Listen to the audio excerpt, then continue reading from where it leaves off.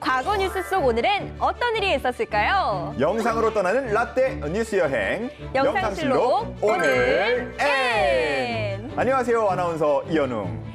조혜진입니다. 요즘에 진짜 추억에 네. 빠져 사는 것 같아요. 옛날 사진 자꾸 보게 되고. 맞아요. 그리고 옛날에 저 스크랩도 좀 했거든요. 그런 것도 좀 보게 되고. 맞아요. 오늘은 어떤 뉴스가 나올지 너무너무 궁금하네요.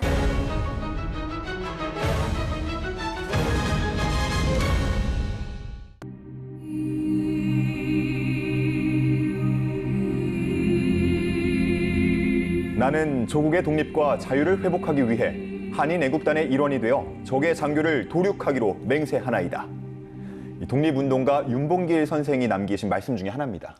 벌써 윤봉길 선생님 순국하신 날이 다가왔네요.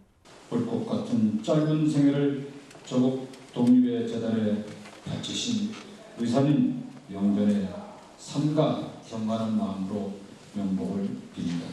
1932년 12월 19일은 윤봉길 의사의 순국 89주기가 되는 날입니다. 1932년 4월 27일 상하이 홍커우 공원을 답사한 25살 청년 윤봉길은 숙소로 돌아와 백범 김구 선생의 요청에 의해 유언을 작성했습니다. 백범이 이끌던 한인 애국단에 가입한 뒤 일본군의 상하이 점령 전승 경축식 행사에 맞춰 의거를 행사하기 이틀 전이었는데요. 행사가 진행됐고 연주가 마칠 오전 11시 40분쯤 윤봉길 의사는 행사장 중앙 단상으로 접근해 5m 거리에서 물통 폭탄을 투척합니다. 폭탄은 일본 상하이 파경군 사령관 시라카와 요시노리 대장과 제3함대 사령관 노무라 기치사부로 중장 사이에 떨어져 폭발합니다.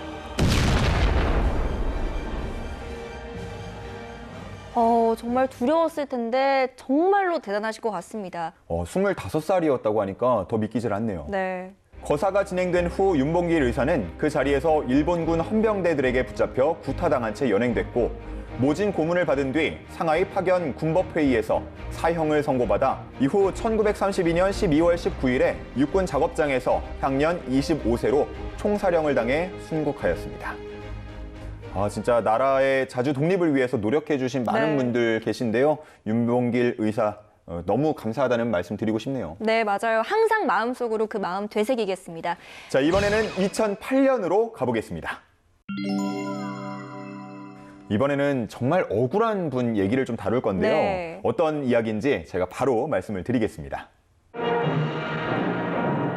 전쟁과 평화가 엇갈려 있는 이곳에는 눈에 보이지 않는 휴전선이 가로질러 있습니다. 여기가 바로 판문점입니다. 그러나 천길 성벽보다도 뛰어넘기 어려운 이 마의 선을 기어이 넘고 자유대 한의 품으로 안겨온 자랑스러운 용사가 있습니다. 1967년 3월 22일 북한 조선중앙통신사 부사장으로 근무하다 판문점을 통해 귀순한 이수근 씨. 자유의 품에 안긴 전 북한괴뢰 중앙통신 부사장 이수근 씨는 서울 시민의 뜨거운 환영을 받았습니다. 그는 자신을 간첩으로 의심한 중앙정보부 감시를 못 견디고 여권을 조작해 한국을 떠나 중립국 스위스로 향하던 길이었습니다. 아니, 근데 잘못도 안 했는데 왜 도망가신 거죠? 우리나라 정보국의 감시와 의심 때문이었는데요. 잠시 경유를 위해 베트남에 내렸고 베트남에서 미리 기다리던 중앙정보부 관계자들이 이수근 씨를 체포했습니다. 이후 수사에서는 국가 기밀을 북한으로 빼돌리려 탈출하려는 것 아니냐는 추궁이 이어졌는데요. 결백하다, 나는 아니다 라고 했지만 수사관들은 그를 가둬두고 끔찍한 구타와 전기 고문 등을 이어갔습니다.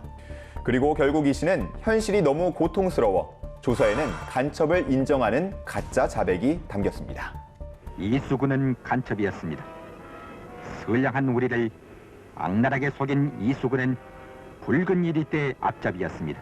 법원은 사형을 선고했고 2달 뒤 형이 집행됐습니다. 그리고 그의 조카와 검사가 재심을 청구했는데요. 2008년 12월 19일 위조 여권을 사용한 혐의 등만 인정됐고 이수근 씨의 재심 재판부는 무죄를 선고했습니다. 서울고등법원은 배 씨에 대한 재심에서 이 씨를 위장 간첩으로 인정할 증거가 없고 따라서 배 씨가 간첩 행위를 방조했다는 혐의 역시 받아들일 수 없다며 무죄를 선고했습니다. 이후에 그의 조카가 재심에서 승소해서 네. 국가에서 5천만 원 배상을 받았다고 합니다. 정말 억울한 뉴스네요. 자, 그러면 이번에는요. 2002년으로 가보겠습니다. 대한민국 16대 대통령을 선출하기 위해 2002년 12월 19일 대선이 치러졌습니다. 16대 대선은 21세기 최초의 대한민국 대통령 선거이자 21세기 첫 지도자가 선출된 선거로 선거 양상은 노무현, 이회창 후보의 양자 대결 구도를 보였습니다. 사람이 할 수 있는 최선을 전 다했다고 생각합니다. 후회 없이 최선을 다했다고 생각합니다. 이제 국민들의 심판만 기다리겠습니다. 새로운 시대, 즉 혼란과 불안의 시대가 아니라 안정과 희망의 새로운 변화의 시대를 여는 그러한 선거의 의미가 크다고 봅니다. 노무현 후보는 낡은 정치 청산, 새로운 대한민국 건설, 행정 수도의 충청권 이전 등의 공약을 내세웠고 한반도의 평화와 번영이 오면 동북아시아의 평화와 번영으로 확대됩니다. 동북아시아는 머지않아 세계 경제의 중심이 됩니다. 그때는 한국이 동북아시아의 중심이 되는 것입니다. 거대 야당 이회창 후보는 부패 정권 심판, 정권 교체 등을 내세워서 치열한 접전 양상을 보였습니다. 이제 저는 깨끗한 정부를 만들고자 합니다. 정말 부정부패가 없고 법과 원칙 위에서 모든 사람이 되는 것이 되고 안 되는 것은 안 되는 그런 나라다운 나라를 만들겠습니다. 선거 결과 70.8%의 투표율에 노무현 후보가 48.8%를 얻어 46.6%를 얻은 이회창 후보를 57만여 표 차로 꺾고 당선됐습니다. 모든 국민들의 대통령으로서 또 심부름꾼으로서 제 최선을 다할 것을 이 자리에서 약속을 드립니다. 아니, 제가 알기로는 이때 선거에 젊은 층이 많이 참여했다고 하더라고요. 네, 선거에 젊은 층이 좀 많이 참여를 해줘야 되는데 맞아요. 곧 다가올 대선에서도 우리 젊은 층의 이 투표 한번 기대해 보겠습니다. 네. 자, 이렇게 오늘도 영상실록으로 네. 과거의 그날로 한번 돌아가 봤습니다. 다음에는 또 재미난 뉴스들도 많이 기다리고 있겠죠? 네, 열심히 찾아오겠습니다. 자, 그러면 저희는 다음 시간에 다시 만나겠습니다. 안녕. 안녕.